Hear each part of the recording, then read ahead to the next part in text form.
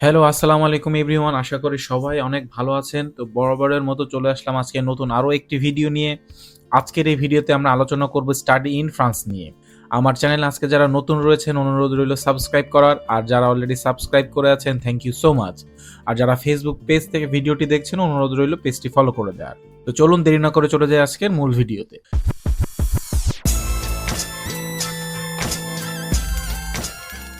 তো যেহেতু আমরা আজকে ফ্রান্সের স্টুডেন্ট ভিসা নিয়ে আলোচনা করব, প্রথমতই আমরা ফ্রান্স দেশটির সম্পর্কে কিছু বেসিক ইনফরমেশন জেনে রাখব। ফ্রান্স ইউরোপের একটি রাষ্ট্র। এই রাষ্ট্রটি ঐতিহাসিক ও সাংস্কৃতিক দিক থেকে পশ্চিমা বিশ্বের সবথেকে গুরুত্বপূর্ণ জাতিগুলোর একটি। আয়তনের দিক থেকে ফ্রান্স ইউরোপের দ্বিতীয় বৃহত্তম রাষ্ট্র। রাশিয়া ও ইউক্রেনের পরেই কিন্তু এর স্থান। জনসংখ্যার দিক থেকে এটি ইউরোপের চতুর্থ বৃহত্তম রাষ্ট্র। ফরাসি সংস্কৃতি জগৎ বিখ্যাত। শিল্পকলা, সাহিত্য, গণিত, বিজ্ঞান, প্রকৌশল, নৃবিজ্ঞান, দর্শন ও সমাজবিজ্ঞানের উন্নয়নে ও প্রসারে ফ্রান্সের সংস্কৃতি ব্যাপক ভূমিকা রেখেছে। মধ্যযুগ থেকেই প্যারিস পাশ্চাত্যের সাংস্কৃতিক জীবনের কেন্দ্রবিন্দু। ফরাসি রন্ধনশৈলী ও পোশাক শৈলী বিশ্বের সর্বত্র অনুসৃত হয়। দেশটির রাজধানীর নাম হচ্ছে প্যারিস। পপুলেশন বর্তমানে দেশটিতে 67.75 মিলিয়ন কিন্তু জনসংখ্যা রয়েছে। অফিসিয়াল ল্যাঙ্গুয়েজ রয়েছে ফ্রেঞ্চ। কারেন্সি হচ্ছে ইউরো। বর্তমানে 1 ইউরো সমান বাংলাদেশি টাকা 119.64 টাকা। ইন্টারন্যাশনাল স্টুডেন্ট 2022 এবং 23 শিক্ষাবর্ষে প্রায় 2.5 লক্ষ ইন্টারন্যাশনাল স্টুডেন্ট কিন্তু ফ্রান্সে অধ্যয়নরত রয়েছে। প্রতি বছরই কিন্তু দেশটিতে ইন্টারন্যাশনাল স্টুডেন্টের সংখ্যা বেড়েই চলেছে। Average accommodation cost. As an international student আপনার অ্যাকোমোডেশন পারপাসে আপনার খরচ হতে পারে প্রতি মাসে 500 থেকে 650। অবশ্যই কিন্তু এই অ্যাকোমোডেশন কস্টটা নির্ভর করে একটা স্টুডেন্টের লাইফ স্টাইলের উপরে। চলে যাচ্ছে পরবর্তী স্লাইডে। তো যেহেতু আমরা ফ্রান্সের স্টুডেন্ট ভিসা নিয়ে আলোচনা করব, আমরা দেশটির সুবিধা এবং অসুবিধাও কিন্তু আমরা দেখব। তো প্রথমে সুবিধাগুলো দেখি। প্রথমে হচ্ছে টপ নচ এডুকেশন সিস্টেম। ফ্রান্সের এডুকেশন সিস্টেম কিন্তু ওয়ার্ল্ড ওয়াইড বেশ রিকগনাইজড। সুতরাং আপনারা এখানে কিন্তু টপ কোয়ালিটির এডুকেশন পেয়ে যাবেন। Beautiful Shenzhen country. ফ্রান্সের রাজধানী প্যারিস কিন্তু জগৎ বিখ্যাত। Scholarship available. ফ্রান্সে কিন্তু অনেক স্কলারশিপ রয়েছে। ফুল ফান্ডেড স্কলারশিপ থেকে শুরু করে পার্শিয়াল স্কলারশিপ 30-40%, 50%, 80% পর্যন্ত স্কলারশিপ কিন্তু ফ্রান্সের ইউনিভার্সিটিগুলো প্রোভাইড করে। মাল্টিকালচারাল এক্সপিরিয়েন্স আপনারা পাবেন ফ্রান্স থেকে। আর সব থেকে ভালো সাইট যেটা রয়েছে, এটার এমবাসি কিন্তু বাংলাদেশে রয়েছে। তারপর হচ্ছে হাই ভিসা রেশিও। ফ্রান্সে যদি আপনি আপনার ডকুমেন্টস ঠিক রেখে আবেদন করতে পারেন, আপনার কিন্তু ভিসা মোটামুটি বলা যায় 100%। তো সুবিধার পাশাপাশি কিন্তু ফ্রান্সে কিছু অসুবিধাও রয়েছে। অসুবিধার মধ্যে প্রথম অসুবিধাই হচ্ছে ল্যাঙ্গুয়েজ ব্যারিয়ার। সেক্ষেত্রে কিন্তু আপনাকে এই ফ্রেঞ্চ ভাষায় দক্ষতা অর্জন করতে। বেশিরভাগ ইউনিভার্সিটি এখানে কিন্তু আইএলটিএস এর রিকোয়ারমেন্ট রয়েছে। আইএলটিএস ছাড়াও কিন্তু আপনারা চাইলে ডুওলিঙ্গো এবং এমওআই দিয়েও আবেদন করতে পারছেন। তবে বেশিরভাগ ইউনিভার্সিটি আইএলটিএস এর রিকোয়ারমেন্ট করে থাকে। তো চলে যাচ্ছি পরবর্তী স্লাইড। এখন আমরা দেখব প্রোগ্রামস এবং ইনটেক্স ইন ফ্রান্স। আপনারা কিন্তু ফ্রান্সে ব্যাচেলর, মাস্টার্স এবং পিএইচডি ডিগ্রিতে আবেদন করতে পারছেন। ইনটেক, এখানে দুইটা ইনটেক রয়েছে, জানুয়ারি এবং সেপ্টেম্বর। পপুলার যেসব সাবজেক্ট রয়েছে সেই সাবজেক্টগুলো আমি বলে রাখছি। এখানে রয়েছে business and management, languages, literature and culture, computer science, finance, psychology, fashion এবং ট্যুরিজম। এছাড়াও আরো অনেক সাবজেক্ট রয়েছে যেসব সাবজেক্টে কিন্তু আপনারা অনায়াসে আবেদন করতে পারেন। তো চলে যাচ্ছি পরবর্তী স্লাইডে। ফ্রান্সের ইউনিভার্সিটিগুলোতে অ্যাপ্লিকেশন করার জন্য কি কি ডকুমেন্টসের প্রয়োজন হবে? প্রথমে প্রয়োজন হবে পাসপোর্ট, তারপরে প্রয়োজন হবে আপনার ফটোগ্রাফসের, প্রয়োজন হবে আপনার সকল একাডেমিক ডকুমেন্টস তথা মার্কশিট এবং সার্টিফিকেট। ইউনিভার্সিটি অনুযায়ী কিন্তু ডকুমেন্টসগুলো আপনাকে অ্যাটাস্টেশন করা লাগতেও পারে, আবার অনেক ক্ষেত্রে অ্যাটাস্টেশন করা নাও লাগতে পারে। অনেক ক্ষেত্রে দেখা যায় ডকুমেন্টসগুলো অনলাইনে সাবমিট করলেই হয়ে যায়। অনেক ক্ষেত্রে দেখা যায় যে ইউনিভার্সিটিরা অ্যাটাস্টেশন কপিগুলো ডিএইচএল এর মাধ্যমে তাদের কাছে পাঠাতে বলে। তো ইউনিভার্সিটির রিকোয়ারমেন্ট অনুযায়ী কিন্তু এখানে আপনাকে ডকুমেন্টসগুলো প্রোভাইড করতে। অ্যাটাস্টেশন চাইলে অ্যাটাস্টেশন আপনাকে নিজ নিজ এডুকেশন বোর্ড থেকে, তারপরে এডুকেশন মিনিস্ট্রি থেকে এবং ফরেন মিনিস্ট্রির থেকে কিন্তু আপনাকে ডকুমেন্টগুলো অ্যাটাস্টেশন করাতে হবে। আর যারা ব্যাচেলরের সার্টিফিকেট রয়েছে তারা তাদের সার্টিফিকেটটা কিন্তু নিজ নিজ ইউনিভার্সিটি থেকেই অ্যাটাস্টেশন করাবেন। যারা ন্যাশনাল ইউনিভার্সিটি থেকে অধ্যয়ন করেছেন তারা কিন্তু গাজীপুরে যে আপনাদের মেইন ক্যাম্পাস রয়েছে সেখান থেকে অ্যাটাস্টেশন। তারপরে প্রয়োজন হবে একটি ইংলিশ প্রফিসিয়েন্সি টেস্ট সার্টিফিকেট। এটা হতে পারে আইএলটিএস, ডুওলিঙ্গো। আর সব থেকে বেটার অপশন হচ্ছে আইএলটিএস। বেশিরভাগ ইউনিভার্সিটি কিন্তু আইএলটিএস এর রিকোয়ারমেন্ট চেয়ে থাকে। মাস্টার্সের ক্ষেত্রে 6.5, নো ব্যান্ড লেস দেন 6। অল্প কিছু ইউনিভার্সিটি কিন্তু 6 দিয়েও তারা অ্যাকসেপ্ট করে, নো ব্যান্ড লেস দেন 5.5। আর ব্যাচেলরের ক্ষেত্রেও IELTS 6.0, no band less than 5.5। মাস্টার্সে যারা আবেদন করবেন তারা কিন্তু চাইলে এমওআই দিয়েও আবেদন করতে পারেন। এক্ষেত্রে আপনাকে ইউনিভার্সিটির ওয়েবসাইট ভিজিট করে তাদের ইংলিশ প্রফিসিয়েন্সি টেস্ট রিকোয়ারমেন্ট অপশনটা কিন্তু চেক করতে হবে। প্রয়োজন হবে একটি সিভি। যেটা হতে হবে ইউরোপাস। যাদের ইউরোপাস সিভি সম্পর্কে আইডিয়া নেই, আমার চ্যানেলে কিন্তু ভিডিও রয়েছে কিভাবে আপনারা ইউরোপাস সিভি বানাবেন। ভিডিওটির লিংক অলরেডি আপনারা আই বাটনে দেখতে পাচ্ছেন, বা আমার চ্যানেল ভিজিট করেও কিন্তু আপনারা ভিডিওটা দেখতে পারেন। প্রয়োজন হবে স্টেটমেন্ট অফ পারপাসের, তারপরে প্রয়োজন হবে একটি 1 বছরের হেলথ ইন্স্যুরেন্স। এটা হচ্ছে সেনজেন যে কান্ট্রিজগুলো রয়েছে, এই সেনজেন কান্ট্রি অ্যাপ্রুভড কিছু এজেন্সি রয়েছে যারা আপনার এই হেলথ ইন্স্যুরেন্সটা করে থাকে। শুধুমাত্র সেই অথরাইজড এজেন্সিদের মাধ্যমেই কিন্তু আপনাকে এই হেলথ ইন্স্যুরেন্সটা রেডি করতে হবে। প্রয়োজন হবে রেফারেন্স লেটার, এটা হচ্ছে আপনার লাস্ট এডুকেশনাল ইনস্টিটিউট থেকে 2টা রেফারেন্স লেটার আপনি কালেক্ট করবেন। তারপরে প্রয়োজন হতে পারে এক্সট্রা কারিকুলাম অ্যাক্টিভিটি সার্টিফিকেট। আপনারা যদি স্কলারশিপের জন্য আবেদন করে থাকেন সেক্ষেত্রে কিন্তু এই এক্সট্রা কারিকুলার অ্যাক্টিভিটি সার্টিফিকেটগুলো আপনার অনেক গুরুত্বপূর্ণ। প্রয়োজন হবে জব এক্সপিরিয়েন্স। যারা স্টাডি গ্যাপ নিয়ে মাস্টার্সে আবেদন করতে চাচ্ছেন তাদের ক্ষেত্রে কিন্তু এই জব এক্সপিরিয়েন্স সার্টিফিকেটটা অনেক গুরুত্বপূর্ণ, এবং পরবর্তীতে স্কলারশিপ পেতেও কিন্তু জব এক্সপিরিয়েন্সটা অনেক গুরুত্বপূর্ণ ভূমিকা পালন। তো চলে যাচ্ছি পরবর্তী স্লাইড। এখন যদি আমরা দেখি আমাদের ফ্রান্সের স্টুডেন্ট ভিসা নিয়ে আমাদের কি কি ডকুমেন্টস লাগে। প্রথমেই আমি যে ডকুমেন্টসগুলো প্রিভিয়াস স্লাইডে মেনশন করেছি সেই ডকুমেন্টসগুলোর সাথে টিউশন ফিস প্রদান করতে হবে আপনাকে 1 বছরের। সেই টিউশন ফিস পেমেন্টের স্লিপটা প্রোভাইড করতে, সাথে হচ্ছে letter of acceptance.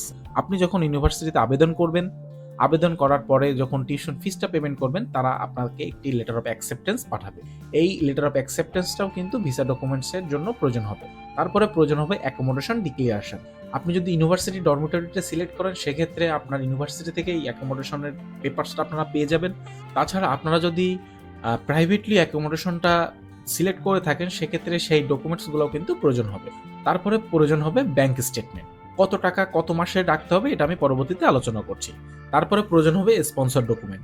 Direct blood related যারা রয়েছেন, মানে আপনার বাবা মা বা আপনার ভাই বোনরা কিন্তু আপনাকে স্পন্সর করতে পারে, সুতরাং তাদের জন্য কিন্তু কিছু ডকুমেন্টস প্রয়োজন হবে। এই স্লাইডে আমরা এখন দেখব যে আমাদের যে স্পন্সর হবেন তার কাছ থেকে আমাদের কি কি ডকুমেন্টসের প্রয়োজন হবে। প্রয়োজন হবে ট্রেড লাইসেন্স যদি আপনার স্পন্সর একজন বিজনেসম্যান হয়।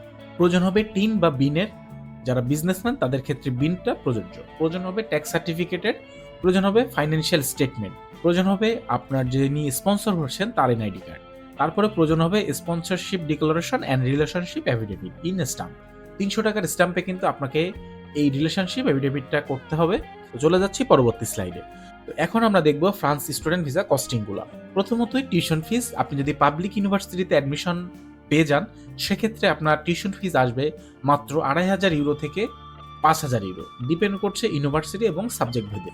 যদি আপনি প্রাইভেট ইউনিভার্সিটি সিলেক্ট করেন সেক্ষেত্রে 8 থেকে কিন্তু সর্বোচ্চ 15,000 টাকা বা এর অধিকও কিন্তু পার ইয়ার আপনার টিউশন ফিসটা চলে আসবে। বর্তমানে এমবিসি ফিস রয়েছে 10 থেকে 12,000 টাকা। ব্যাংক স্টেটমেন্ট আপনাকে দেখাতে হবে 30 থেকে 40 লাখ টাকা। এটা এস্টিমেটেড কস্টটা হচ্ছে আপনার 1 বছরের টিউশন ফিস প্লাস 1 বছরের অ্যাকোমোডেশন কস্ট। তারপরে হচ্ছে আপনি যখন ভিসা পেয়ে যাবেন, পরবর্তীতে আপনি যখন ফ্রান্সে পৌঁছাবেন আপনি চেষ্টা করবেন অ্যাটলিস্ট 3 থেকে 5 মাসের অ্যাকোমোডেশন কস্টটা নিয়ে যাওয়ার।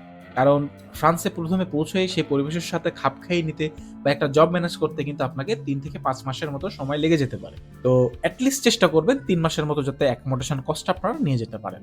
একাডেমিক মার্কশিট এবং সার্টিফিকেট রয়েছে, এগুলো অ্যাটাস্টেশন করতে কিন্তু আপনাকে প্রায় 10 থেকে 15,000 টাকার মতো প্রয়োজন হবে। আপনার ফিনান্সিয়াল ডকুমেন্টসটা রেডি করতে কিছু অর্থের প্রয়োজন হবে। তারপর হচ্ছে ডিএইচএল কস্ট, এটা 3.5 থেকে 5,000 টাকার মতো প্রয়োজন হবে। যদি আপনারা 2 বা 3টি ইউনিভার্সিটিতে পাঠান সেক্ষেত্রে কিন্তু খরচটা আরও বেশি হবে। তারপর হচ্ছে এয়ার টিকিট। বর্তমানে ঢাকা টু ফ্রান্সের এয়ার টিকিট রয়েছে 55,000 থেকে 70,000 টাকা। আপনাদের ট্রাভেল ডেট থেকে যত পূর্বে টিকিটটি ক্রয় করবেন ততই কিন্তু আপনারা প্রাইসটা কম পাবেন। ট্রাভেল ডেটের যত কাছে আপনারা টিকিটটি ক্রয় করবেন ততই কিন্তু এয়ার টিকিটটা বেশি হবে, ততই কিন্তু এয়ার টিকিট প্রাইসটা বেশি হবে। তো চলে যাচ্ছি পরবর্তী স্লাইডে। এখন যদি আমরা অ্যাপ্লিকেশন প্রসেসটা একটু দেখি, অন্যান্য ইউরোপিয়ান কান্ট্রিতে যেমন সেন্ট্রাল ওয়েবসাইট থাকে, যেমন নরওয়ে বা ফিনল্যান্ডে কিন্তু আমরা দেখেছি যে সেন্ট্রাল ওয়েবসাইটের মাধ্যমে কিন্তু আপনারা একবারেই 3 থেকে 4টা ইউনিভার্সিটিতে অ্যাপ্লিকেশন করতে পারেন। তবে এক্ষেত্রে কিন্তু ফ্রান্সে এই সুবিধাটা নেই, তাদের সেন্ট্রাল কোনো ওয়েবসাইট নেই। আপনাকে কিন্তু ইউনিভার্সিটির ওয়েবসাইটগুলো ভিজিট করে করে সেখান থেকে অনলাইনে আবেদন করতে। মোস্ট অফ দ্য ইউনিভার্সিটিতে কোনো অ্যাপ্লিকেশন ফিস নাই, তবে কিছু কিছু ইউনিভার্সিটিতে কিন্তু সাবজেক্ট ভেদে 30 থেকে 70 ইউরোর মতো অ্যাপ্লিকেশন ফিস প্রযোজ্য রয়েছে। আপনারা অ্যাটলিস্ট 3 থেকে 4টা ইউনিভার্সিটিতে কিন্তু অ্যাপ্লিকেশন করে রাখবেন যাতে আপনাদের একটা মিস হলেও অন্যটা থেকে আপনারা অফার লেটারটা পেয়ে যান। অ্যাপ্লিকেশন প্রসেসটা এরকম, প্রথমে আমরা ইউনিভার্সিটি এবং সাবজেক্ট সিলেক্ট করে অ্যাপ্লিকেশনটা করব। অ্যাপ্লিকেশন করার পরে আমাদের একটা কন্ডিশনাল অফার লেটার, এই কন্ডিশনাল অফার লেটারের মূলত কন্ডিশনটা আসে হচ্ছে টিউশন ফিস। সুতরাং পরবর্তীতে আমরা একটা স্টুডেন্ট ফাইল ওপেন করে আমরা টিউশন ফিসটা কিন্তু প্রোভাইড করব। এই টিউশন ফিসটা প্রোভাইড করার পরে আমাদের লেটার অফ অ্যাকসেপ্টেন্স চলে আসবে। তো লেটার অফ অ্যাকসেপ্টেন্সটা আসার পরে আমাদের সকল ডকুমেন্টস নিয়ে এবং লেটার অফ অ্যাকসেপ্টেন্সটা নিয়ে আমরা ভিসা লজমেন্টের জন্য কিন্তু প্রসিড করব। তো এই ক্ষেত্রে আমরা এমবাসিতে একটা অ্যাপয়েন্টমেন্ট নিব। ফ্রান্সের এমবাসির ডেট নেওয়ার জন্য কিন্তু ফ্রান্স এমবাসিকে ইমেল করতে হয়। তো এই ইমেল করার আগেই কিন্তু আমরা এই সকল ডকুমেন্টস রেডি করে রাখব। পরবর্তীতে আমরা এমবাসির অ্যাপয়েন্টমেন্ট ডেট পেলে আমাদের সেই অ্যাপয়েন্টমেন্ট দিনে কিন্তু আমাদের ইন্টারভিউ হবে। ইন্টারভিউতে কিছু বেসিক কোশ্চেন জিজ্ঞাসা করা হবে। আপনাদের যাদের এই ইন্টারভিউ কোশ্চেন সম্পর্কের আইডিয়া নেই, আমার চ্যানেলে কিন্তু এই ইন্টারভিউতে কি ধরনের কোশ্চেন আসে বা আপনারা কিভাবে নিজেকে প্রিপেয়ার করবেন এই নিয়ে একটি ডেডিকেটেড ভিডিও রয়েছে। আই বাটনে অলরেডি লিঙ্কটা চলে এসেছে, বা আমার চ্যানেল ভিজিট করে কিন্তু আপনারা এই ভিডিওটা দেখে নিতে পারেন। তো এই ইন্টারভিউ দেওয়ার 2 থেকে 3 সপ্তাহের মধ্যে কিন্তু আপনার ভিসা ডিসিশনটা চলে আসবে। তো এই হচ্ছে ফ্রান্স স্টুডেন্ট ভিসার প্রসেস। চলে যাচ্ছি পরবর্তী স্লাইডে। এখন আমরা দেখি যে ফ্রান্সে পার্ট টাইম জবের সুবিধা রয়েছে কি। স্টুডেন্টরা কিন্তু এখানে 20 ঘন্টা কাজ করার সুবিধা পেয়ে যাচ্ছে। আপনার স্পাউস কিন্তু এখানে ফুল টাইম কাজ করার সুযোগ পাচ্ছে। আপনি কিন্তু এখানে আপনার স্পাউসের পাশাপাশি আপনার বাচ্চাকেও নিয়ে যেতে পারছেন। আপনার বাচ্চার এডুকেশন কিন্তু এখানে ফ্রি। এটা কিন্তু ফ্রান্সের সব থেকে একটা বড় সুবিধা। আপনি আপনার পরিবার সহ কিন্তু একবারে ফ্লাই করতে পারছেন এবং স্পাউস ফুল টাইম কাজ করার সুযোগ পাচ্ছে, এবং চিলড্রেনের যে এডুকেশনটা রয়েছে সেটা কিন্তু টোটালি ফ্রি। আর স্টুডেন্টরা এখানে প্রথমত পার্ট টাইম ওয়ার্কার হিসেবে restaurant, hotel, cleaning, super shop এবং ফুড ডেলিভারি এই জাতীয় জবগুলো কিন্তু তারা করে থাকে। এভারেজ ইনকাম রয়েছে পার আওয়ারে 9 থেকে 12 ইউরো। এটা ডিপেন্ড করছে জব ক্যাটাগরি এবং আপনার এক্সপিরিয়েন্সের উপর। স্টুডেন্টরা কিন্তু এখানে ফুল টাইম কাজ করার সুযোগ পাচ্ছে তাদের হলিডেজগুলোতে এবং সেমিস্টার ব্রেক। তো চলে যাচ্ছি পরবর্তী স্লাইডে। এখানে আমি কিছু ফ্রান্সের পপুলার ইউনিভার্সিটির নাম দিয়ে রেখেছি। আপনারা কিন্তু এই জাস্ট নেমটা গুগলে সার্চ করেই তাদের ওয়েবসাইটে যেয়ে কিন্তু ইউনিভার্সিটি সম্পর্কে বিস্তারিত তথ্য দেখতে পাচ্ছেন, সেই ইউনিভার্সিটির রিকোয়ারমেন্ট সম্পর্কে জানতে পারছেন। ইউনিভার্সিটি যদি কোনো স্কলারশিপ অপরচুনিটি প্রোভাইড করে সেটাও কিন্তু আপনারা ওয়েবসাইট থেকে দেখে নিতে পারছেন। তো চলে যাচ্ছি পরবর্তী স্লাইডে। এখন আমরা দেখব স্কলারশিপ ইন ফ্রান্স। আমি যদি স্কলারশিপটা নিয়েও আলোচনা করি তবে ভিডিওটা অনেক বড় হয়ে যাবে, কারণ ফ্রান্সে অনেকগুলো স্কলারশিপ রয়েছে এবং ডিটেইলি যদি আমি আলোচনা করতে যাই ভিডিওটা অনেক বড় হয়ে যাবে। সুতরাং আপনারা অবশ্যই চ্যানেলটি কিন্তু সাবস্ক্রাইব করে বেল বাটনে প্রেস করে রাখবেন, যাতে পরবর্তীতে ভিডিওটা আসলে আপনারা দেখে নিতে পারেন। চলে যাচ্ছি পরবর্তী স্লাইডে। এখন দেখি frequently asked questions. Can I apply with spouse and children? How to book embassy appointment? এমবাসির অ্যাপয়েন্টমেন্ট নেওয়ার জন্য অবশ্যই আপনাকে এমবাসিকে ইমেল করতে হবে। কমেন্ট বক্সে আপনারা এমবাসির ওয়েবসাইট এবং ইমেল অ্যাড্রেস পেয়ে যাবেন, সেখান থেকে কিন্তু আপনারা ইমেল করতে পারেন। Is it possible to manage living expense and tuition fees by part time job? আসলে পার্ট টাইম জব করে আপনার যদি স্কলারশিপ থাকে তবে আপনার দেখা যাবে যে আপনি লিভিং এক্সপেন্সটা খুবই ইজিলি কিন্তু বের করতে পারবেন। আর সব থেকে পজিটিভ সাইড যেটা রয়েছে, আপনার সাথে যদি স্পাউস যায় সেক্ষেত্রে স্পাউস যখন ফুল টাইম কাজ করবে সেক্ষেত্রে কিন্তু আপনাদের এই দেখা যাবে যে লিভিং এক্সপেন্স এবং টিউশন ফিসটা কিন্তু অনায়াসেই ওঠানো সম্ভব। তাছাড়া যদি সিঙ্গেল স্টুডেন্ট হয়ে থাকেন সেক্ষেত্রে কিন্তু আপনার যদি স্কলারশিপ না থাকে সেক্ষেত্রে এই দুইটাই কিন্তু একসাথে ম্যানেজ করা একটু টাফ হয়ে যায়। তারপরে হচ্ছে is study cap accepted in France? Yes, ফ্রান্সে কিন্তু স্টাডি ক্যাপ অ্যাকসেপ্টেড রয়েছে। আপনারা ব্যাচেলর পরে সর্বোচ্চ 2 থেকে 3 বছরের স্টাডি গ্যাপ নিয়েও কিন্তু আবেদন করতে পারছেন, এবং মাস্টার্সে যারা রয়েছেন তারা 7 থেকে 8 বছর স্টাডি গ্যাপ নিয়েও কিন্তু আবেদন করতে পারছেন, আপনারা যদি আপনাদের জব এক্সপিরিয়েন্সটা দেখাতে পারেন। What is the process of pair in France? ফ্রান্সের পেয়ারটা একটু জটিল অন্যান্য দেশের তুলনায়। আপনি আপনার গ্র্যাজুয়েশন শেষে 1 বছরের জব সার্চ ভিসা কিন্তু পেয়ে যাচ্ছেন। তো এই সময়ের মধ্যে যখন আপনি জব অ্যাভেল করবেন, পরবর্তীতে এভাবে 5 বছর সম্পন্ন করার পরে কিন্তু আপনি টিআরপি এর জন্য আবেদন দেন। টিআরপি এর পরবর্তীতে কিন্তু আপনি আপনার পার্মানেন্ট রেসিডেন্সিয়ালের জন্য আবেদন করতে পারেন। Is it very difficult to face visa interview? Visa ইন্টারভিউটা খুবই কিন্তু নর্মাল একটা ব্যাপার। আপনারা যদি কিছু গাইডলাইন মেনে চলেন এবং একটু প্রস্তুতি নেন, খুব ইজিলি কিন্তু আপনারা ইন্টারভিউটা ফেস করতে। আমার চ্যানেলে কিন্তু এই ভিসা ইন্টারভিউ কোশ্চেনারিজ নিয়ে একটা ভিডিও রয়েছে। আপনারা এই ভিডিওটা যদি দেখেন এবং সেভাবে যদি একটু প্র্যাকটিস করেন, আপনারা ইজিলি কিন্তু এই ইন্টারভিউটা অতিক্রম করতে পারেন। Is it necessary to learn French language? Yes, French language জানাটা কিন্তু বেশ গুরুত্বপূর্ণ। আপনার পার্ট টাইম জব, আপনার ফুল টাইম জব, তথা আপনি যখন পরবর্তীতে সেটেলড হবেন, তো এইগুলোর জন্য কিন্তু আপনার ফ্রেঞ্চ ল্যাঙ্গুয়েজ জানাটা অতীব গুরুত্ব। তো এই ছিল আজকের ভিডিও। আশা করি ভিডিওটি আপনাদের অনেক উপকারে আসবে। ভিডিওটি অবশ্যই আপনার বন্ধুদের মাঝে কিন্তু শেয়ার করবেন।